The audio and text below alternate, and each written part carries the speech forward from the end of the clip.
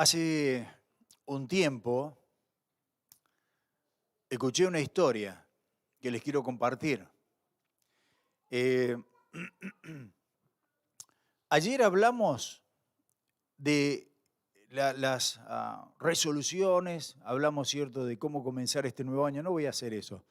Quiero hacer algo diferente este año. Vamos directamente a una serie de temas que vamos a tener. Hoy día vamos a ver, podría decir la protección del Señor. Ahí le puse como título la protección del Señor. Pero la semana que viene vamos a comenzar con una serie de 5 predicaciones acerca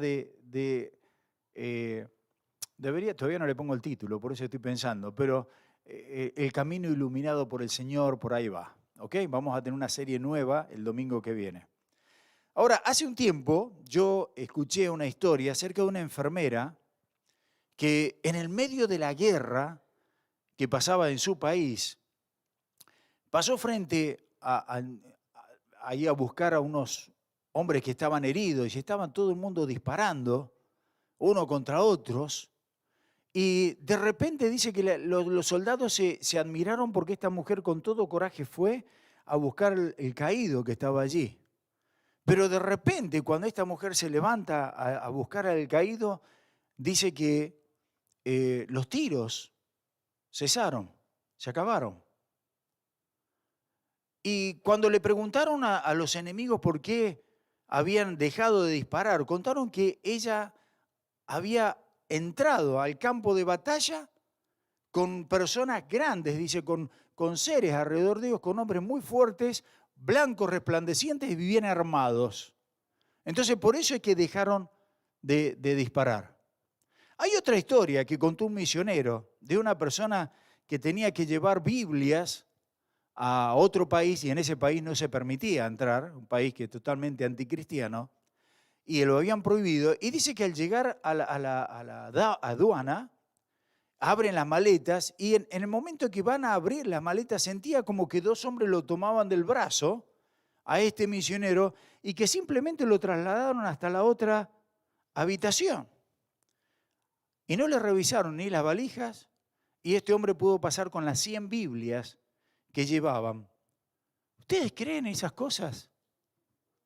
Creemos porque muchas veces somos medio reacios a creer esas cosas y decimos, no sé. Pero ¿sabes que está en la Biblia? El cuidado y la protección de Dios está en la Biblia. Y tal vez no quiero mencionar mucho el 2023, pero quiero decirte que el Señor te ama y el Señor te cuida y te va a cuidar. Y me encantó lo que decía Jorgito. En este año, sin duda alguna, el Señor ama a sus hijos y nos cuida. Mira, para hacer referencia, no vamos a estudiar este pasaje. Saben que a mí me encanta Daniel. Daniel capítulo 6. Lo tienen allí ustedes en la pantalla. Daniel capítulo 6. Dice, miren si el ángel o el cuidado del Señor está sobre nosotros. En Daniel 6 y Daniel 3 están los 3 amigos que fueron arrojados al horno de fuego. En Daniel 6, versículo 20 al 22, a Daniel lo habían tirado al foso de los leones por estar orando cuando lo habían prohibido orar durante ese mes.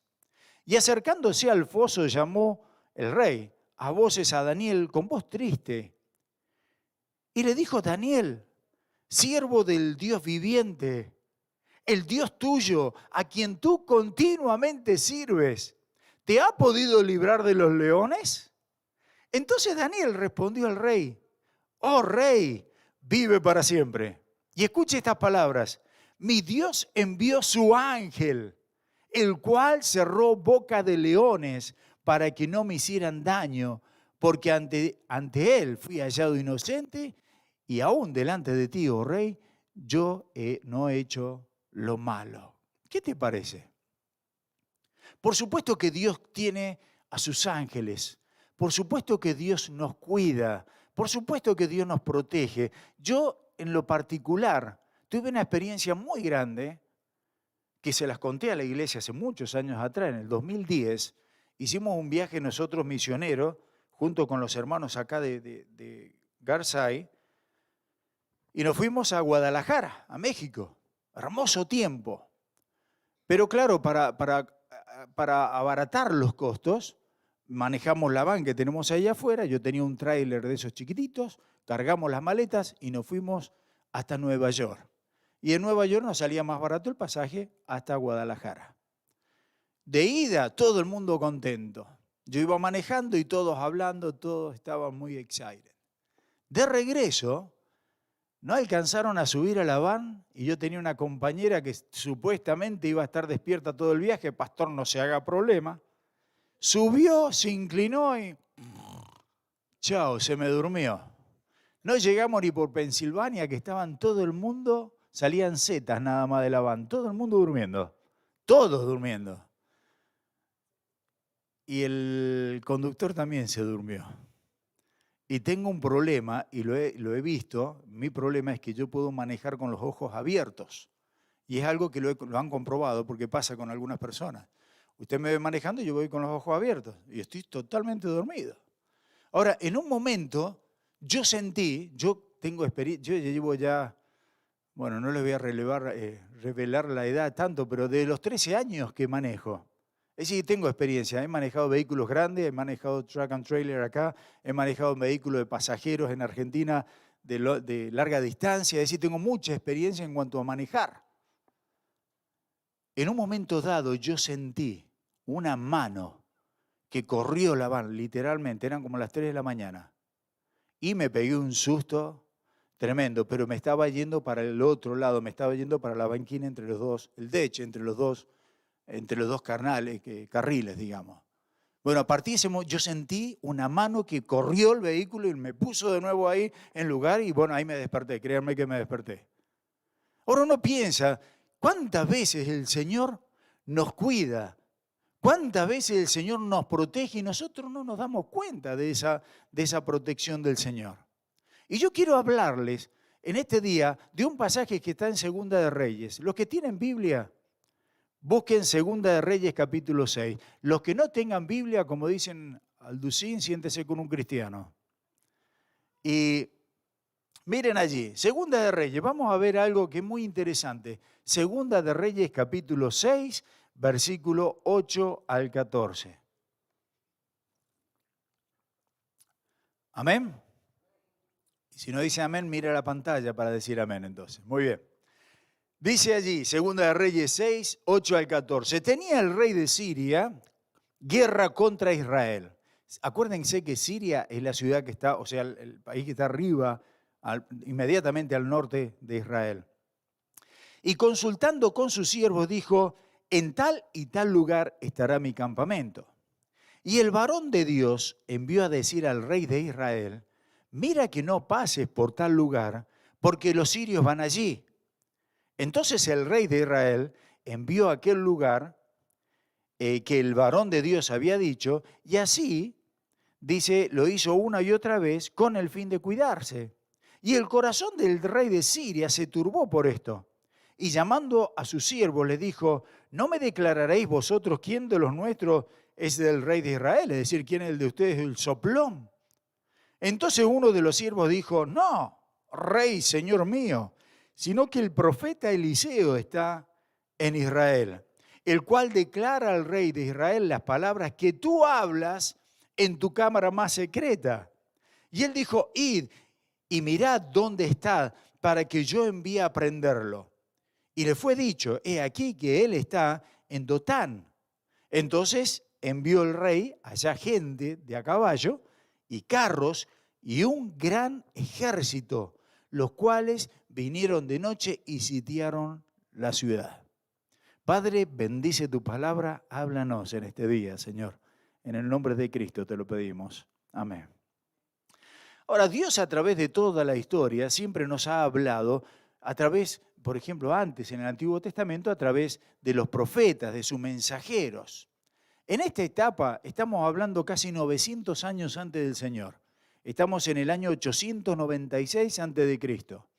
Y estaba el profeta Eliseo y Dios le hablaba a través de Eliseo entonces al pueblo y le decía a través de Eliseo, mira, no pases por acá porque por acá están los sirios, vayan por allá.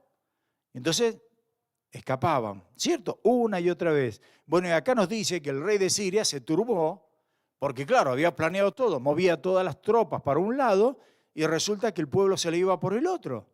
Y entonces dice acá el rey, bueno, hay un traidor, como dice el versículo 12. No, rey, no hay un traidor aquí, sino que Israel tiene un hombre, tiene un profeta. Versículo 14, entonces él envió, el rey, gente de a caballo. Ahora, cuando está hablando acá, está hablando de mucho ejército.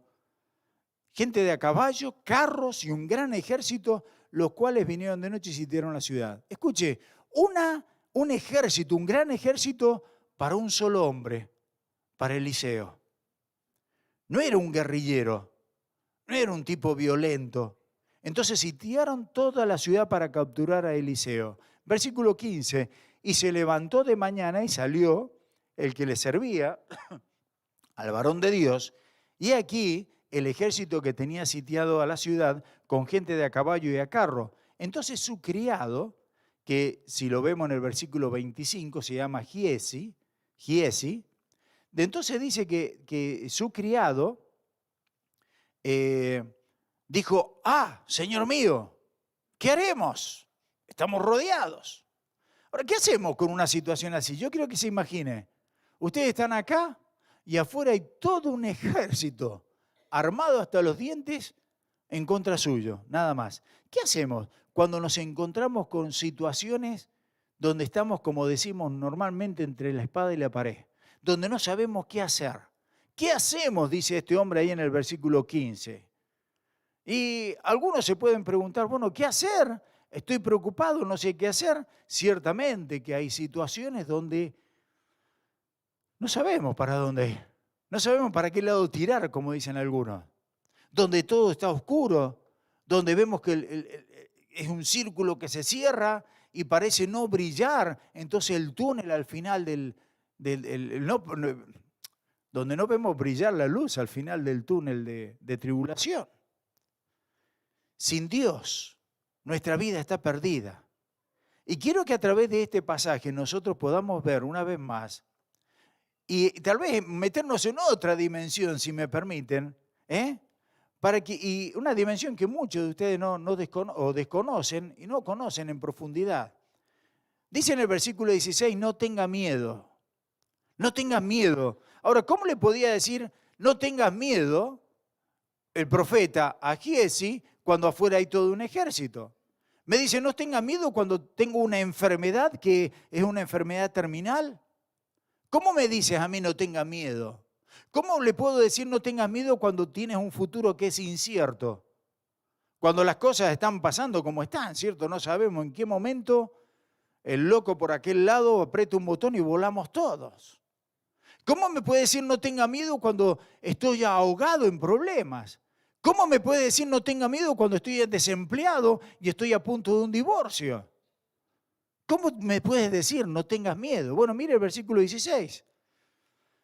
Y él dice, no tengas miedo porque más son los que están con nosotros que los que están con ellos.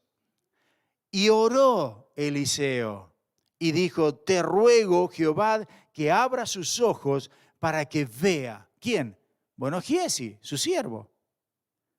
Entonces abrió Jehová los ojos del criado y miró. Y aquí que en el monte estaba lleno de gente de a caballo y de carros de fuego alrededor de Eliseo. ¿Qué es lo que está viendo acá? Lo que no podía ver el siervo lo podía ver Eliseo. Ahora mi pregunta es, hermano querido, ¿puedes ver ese ejército con carros de fuego alrededor tuyo cuidándote? ¿Por qué muchas veces nos desesperamos en determinadas situaciones y no sabemos para dónde correr? Y justamente porque desconocemos que Dios está con nosotros.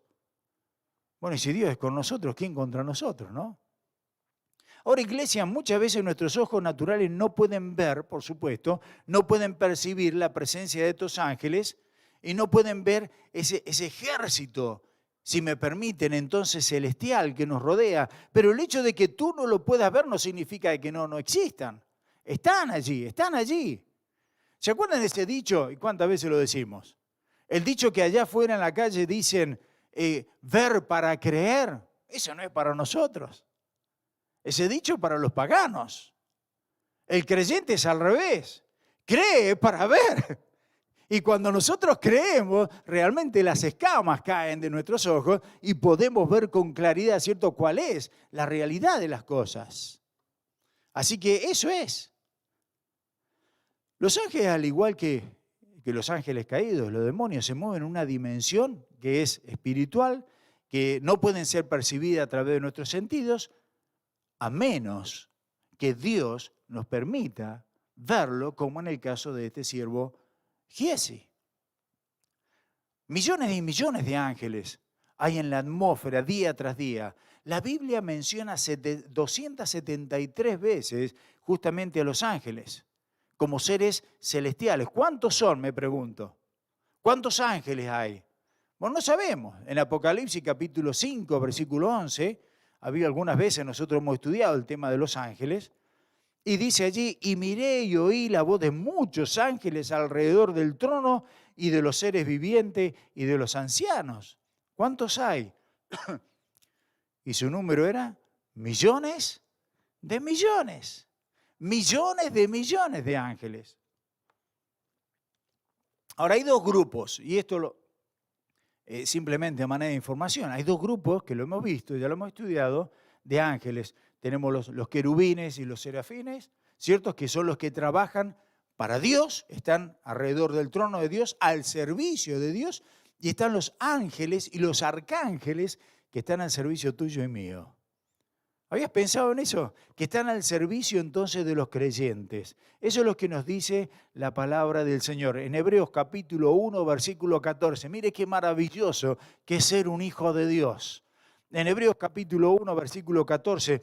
¿No son todos espíritus administradores enviados para el servicio a favor de quién? A favor de los que serán herederos de la salvación. Están al servicio tuyo, querido hermano, y al servicio mío.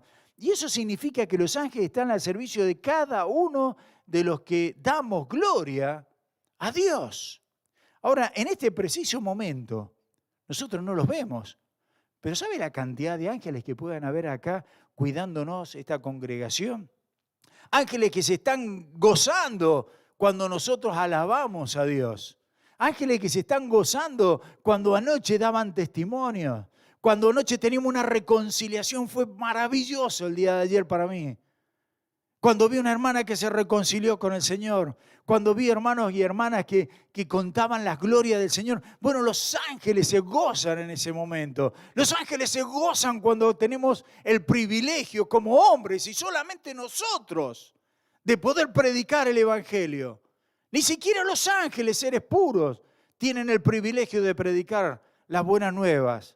Los ángeles se gozan cuando hay un pecador que se arrepiente.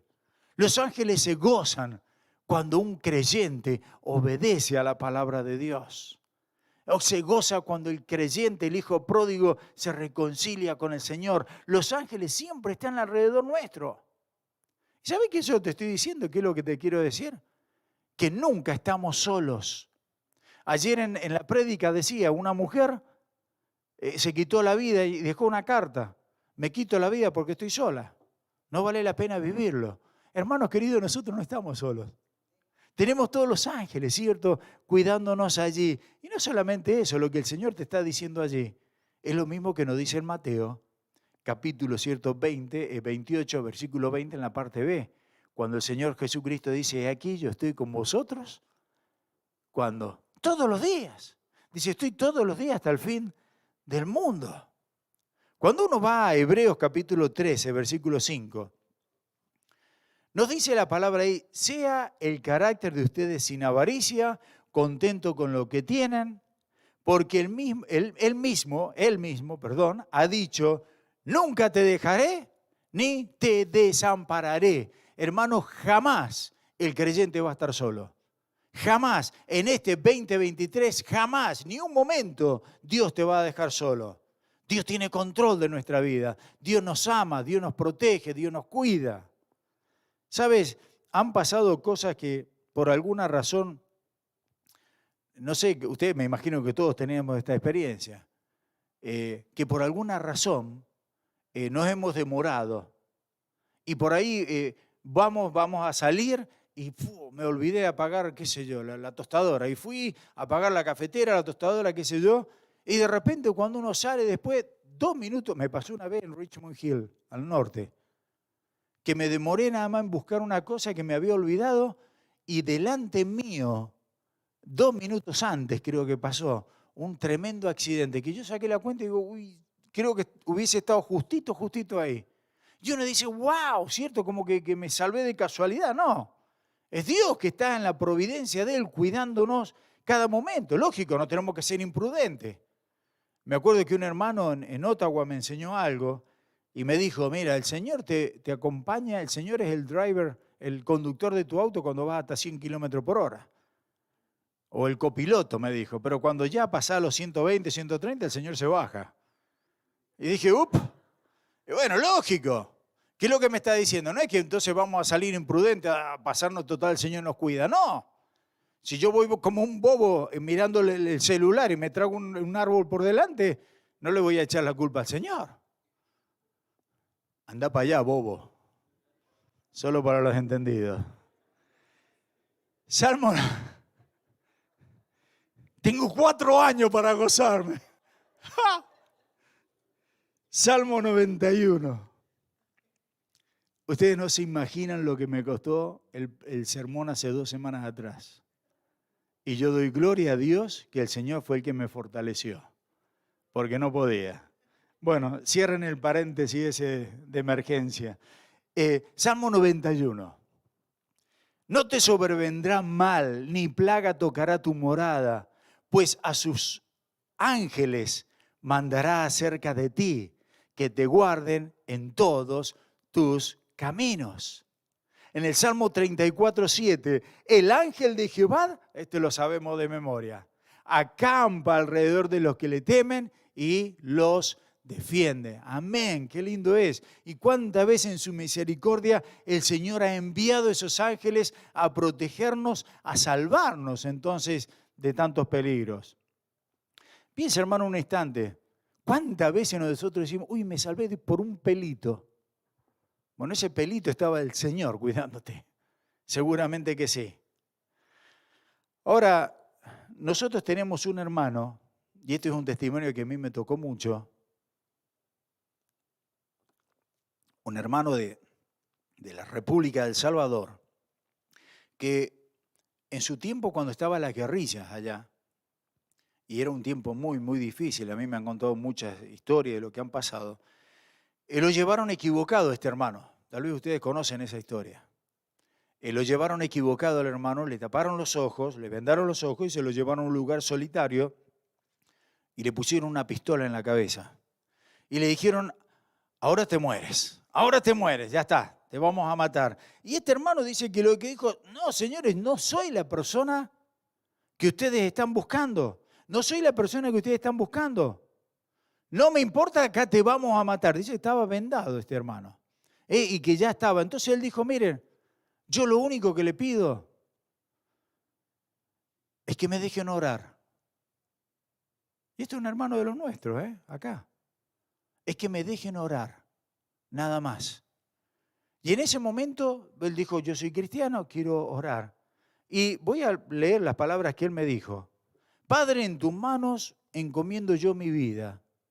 Yo sé que todas las cosas tú las permites. Y estos hombres no tuvieran una pistola en la mano, o en mi cabeza, perdón, si tú no lo hubieras permitido. Porque tú tienes control de todas las cosas.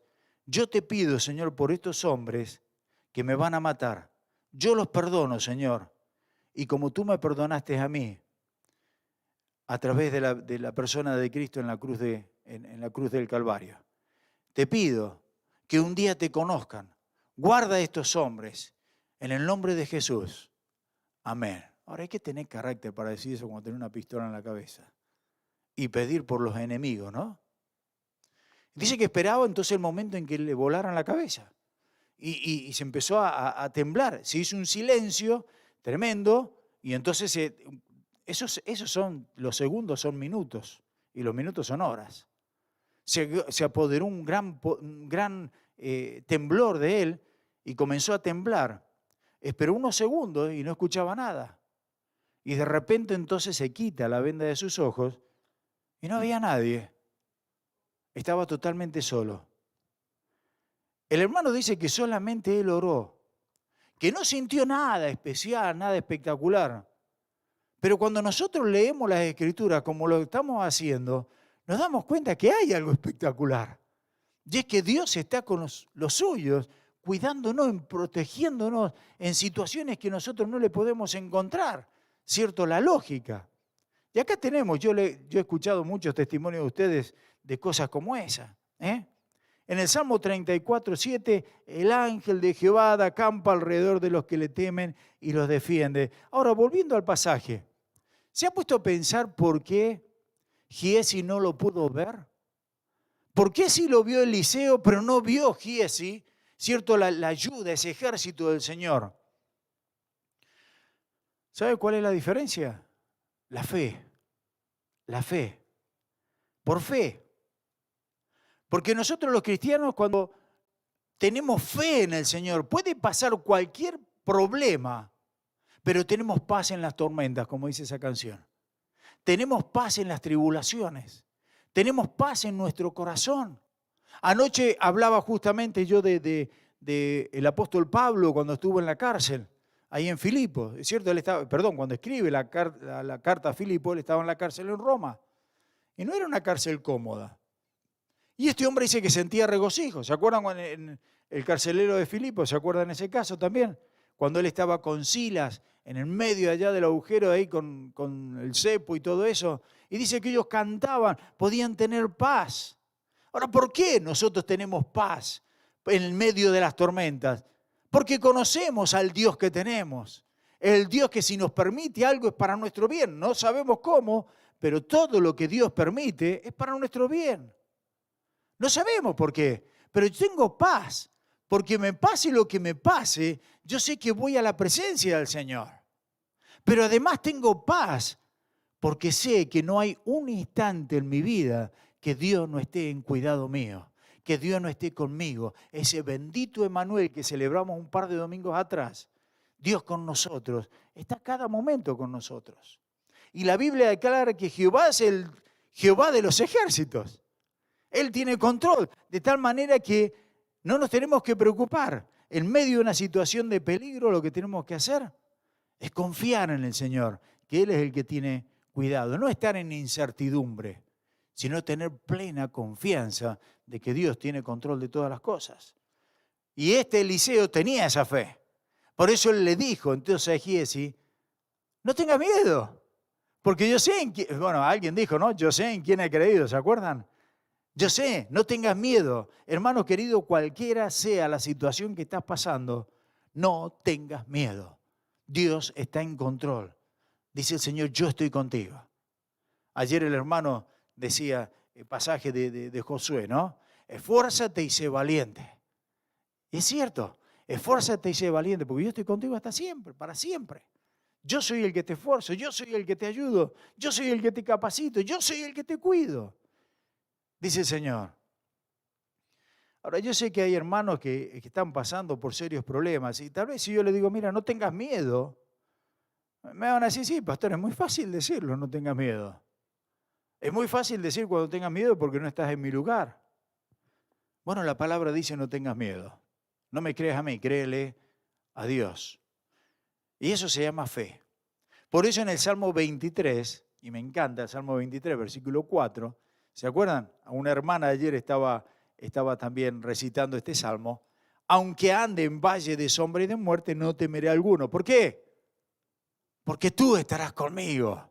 ¿Te das cuenta? No tengas miedo, porque si Dios es con nosotros, ¿quién contra nosotros? Así que contestando a nuestra pregunta del por qué Eliseo vio ese ejército, ese apoyo de Dios y no lo vio Giezi, bueno, por fe, simplemente por la fe. Solo con fe podemos decir entonces, en el nombre del Señor voy a salir adelante. Solo con fe entonces podemos decir, no tengas miedo, no te preocupes. En 2 Corintios, capítulo 5, eso lo estudiamos desde la carta, la terminamos el año pasado, está un versículo que es espectacular. No me voy a explayar en esto, pero nos dice, porque por fe andamos, no por vista. El creyente no se mueve por lo que ve. ¿Te das cuenta? No es ver para creer, sino es que nosotros nos movemos por fe. Por fe sabemos que el Señor actúa. Por fe sabemos que el Señor nos ama. Por fe sabemos que el Señor nos provee todo lo que necesitamos. Dios nunca nos ha desamparado, nunca nos ha abandonado, nunca nos ha dejado. Y eso es fe. Es agarrarse fuerte de la mano de Dios, no soltarse de la mano de nuestro Señor. ¿Se acuerdan cómo Jacobo se agarró de aquel ángel y se quedaba rayado el alba? Y el ángel le decía, soltame, y hasta que no me bendiga no me suelto. Y dice que hasta que no lo bendijo no lo soltó. Bueno, de la misma manera nosotros nos tenemos que agarrar al Señor y no soltarlo en ningún momento para entonces tener esa bendición también. Y eso es lo que sucedió con Eliseo. Usted mira, ahí no hay nada, pero Eliseo dice, tengo una cantidad de ejército cuidándonos a nosotros. La segunda razón que encontramos acá también en el versículo 16, dice, más son los que están con nosotros que los que están con ellos. ¿Y sabe lo que yo veo acá? Confianza. Yo confío en el Señor y sé que el Señor es más grande que cualquiera de mis problemas. Sé que mi Dios es más grande que cualquier problema que yo tenga que pasar. Y aunque un ejército acampe contra mí, no temeré, dice el Salmo 27:3. Aunque un ejército acampe contra mí, no temerá mi corazón. Aunque contra mí se levante guerra, yo estaré confiado. Confianza en la palabra de Dios. Y la confianza se ve a través de mi accionar, de cómo yo me muevo. Porque hay una gran distancia entre lo que decimos y creemos muchas veces. Confiar en Dios cuando las cosas van bien es fácil, pero confiar en Dios cuando las cosas no van tan bien, ya las cosas cambian. Cuando estamos en problemas, en serias situaciones contra la espada contra la pared, entre la espada y la pared. Y necesitamos fe y necesitamos confianza. Bueno, una cosa más y voy cerrando. Eliseo tuvo fe porque dijo, no temas. Tuvo confianza porque dijo, más son los que están con nosotros. Pero se puso a pensar qué fue lo primero que hizo Eliseo.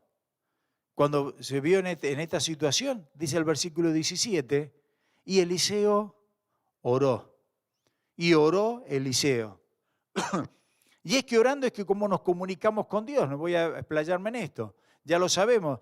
Es que orando justamente podemos poner y volcar todas nuestras situaciones delante del Señor.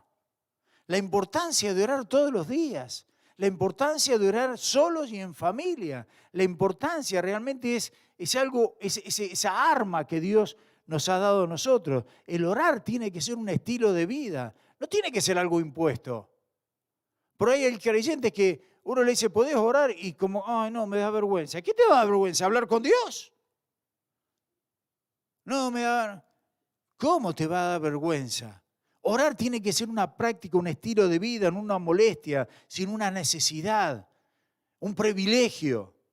Mira, hubo un discípulo de un maestro que le dijo, Señor, enséñame, le estaba diciendo al maestro, ¿no? Enséñame a orar, pero enséñame, yo quiero orar con pasión. ¿Cuándo voy a sentir eso? Dice que lo llevó entonces ahí a una fuente, el maestro, dice arrodillate, se arrodilló y le metió la cabeza debajo del agua. Y lo tuvo ahí el muchacho que empezó a patalear para todos lados y por ahí lo sacaba y lo metía de nuevo. 2 o 3 veces ahí, ya cuando se estaba poniendo medio violeta, lo sacó y le dijo, ¿en qué pensabas cuando estabas ahí abajo? En que querías respirar. ¿Cuál fue lo más grande tuyo? ¿En qué te concentrabas? ¿En qué querías respirar? Bueno, cuando nosotros entendamos eso, que necesitamos ese oxígeno de Dios, es cuando realmente vamos a disfrutar y vamos a entender que es un privilegio el poder orarle a Dios también. Porque es el oxígeno nuestro.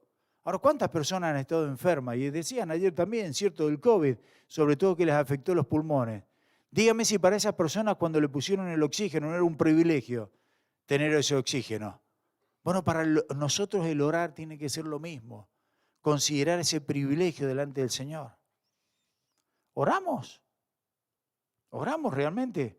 Y sabe, la oración tiene que ser algo preventivo.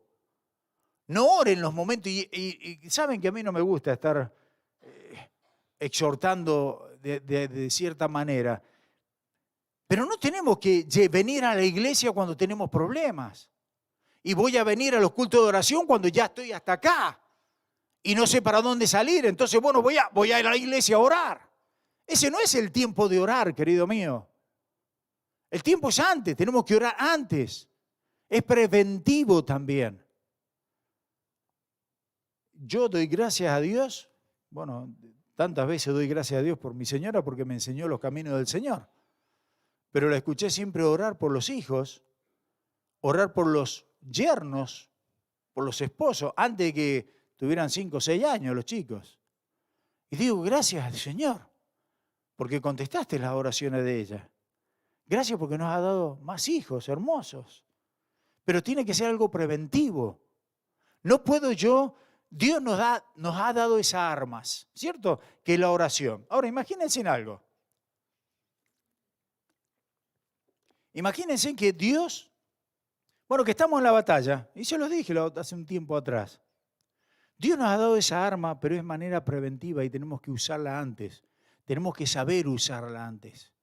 Si ustedes están en el medio de la guerra, no pueden decir, ok, a ver, está tirando el enemigo, ¿cierto?, los bombazos de allá, y nosotros, bueno, Dios acá me dio granadas, me dio misiles, me dio morteros, me dio el fusil, me dio todo eso, pero vamos a leer las instrucciones. ¿Qué va a leer las instrucciones cuando te están bombardeando? Es imposible. Tenemos que entrenarnos antes. Tenemos que saber usar esas armas antes. Cosa que cuando viene la guerra, cuando viene el problema, yo estoy listo y sé cómo usar esa arma en una manera precisa para dar en el blanco en lo que quiero atacar. Y eso es lo que tenemos que hacer, querido hermano, y te animo que en este año vengas a los cultos, que ores en tu casa, que ores en familia, que sepas esa arma, manejar esa arma que Dios nos ha dado en manera preventiva. Ayer hablaba con una pareja de hermanos, les decía, estamos hablando de los chicos, ¿no? No esperes orar por tus hijos cuando están metidos en la droga. Y ha pasado cantidad de veces. Pastor, por favor, ayúdeme a orar por mi hijo porque está metido en la droga, o está metido en la prostitución, o está metido en la pornografía. No es tiempo de orar ahí. El tiempo de orar es cuando recién tu hijo nace y está en el vientre de la madre. Ese es el tiempo de orar por ese hijo. Y queréis un poquito más atrás, orá antes, ustedes recién casaditos, ahora tienen que empezar a orar por los hijos, ahora tienen que empezar a orar por el cuidado de ellos, ahora tienen que empezar a orar por los que van a ser los esposos, ahora es el tiempo. No esperen cuando estén en el medio de los problemas. Orar. Dice, y oró Eliseo, versículo 17, y dijo, te ruego, oh Jehová, que abra sus ojos para que él vea.